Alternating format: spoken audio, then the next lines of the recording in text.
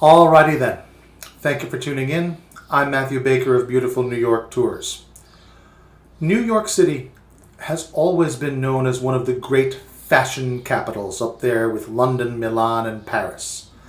And certainly it has been a mecca for many of the great designers for their offices, their showrooms, and their production facilities.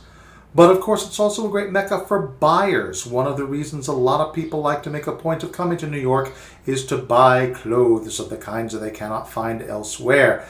And while the internet, as in so many things, has muscled in on this market a lot, the fact is there are plenty of people who still really prefer only to buy clothes where they can try them on first. So a lot of New York City's nature as a fashion mecca continues to last. Now, a friend and colleague of mine pointed something out recently that I thought was worth noting.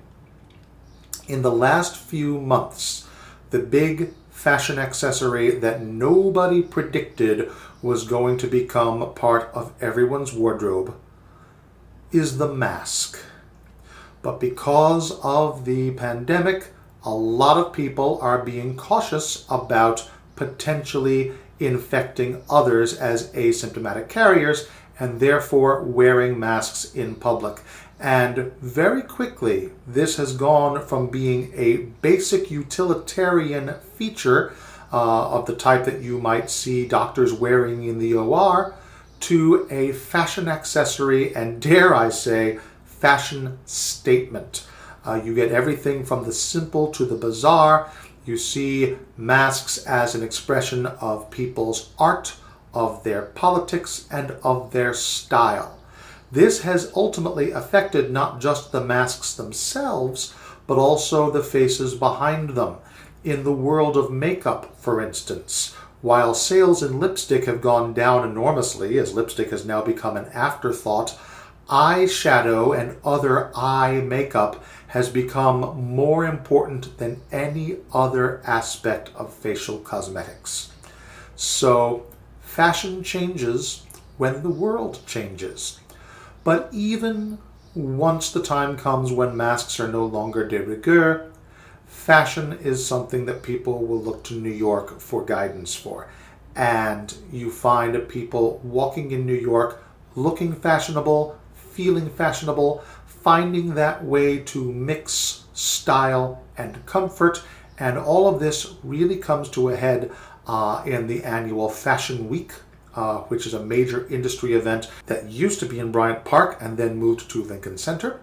And also, of course, we have the Garment District. The Garment District, some of you may know from the TV series Project Runway, but it is the home of the Fashion Walk of Fame.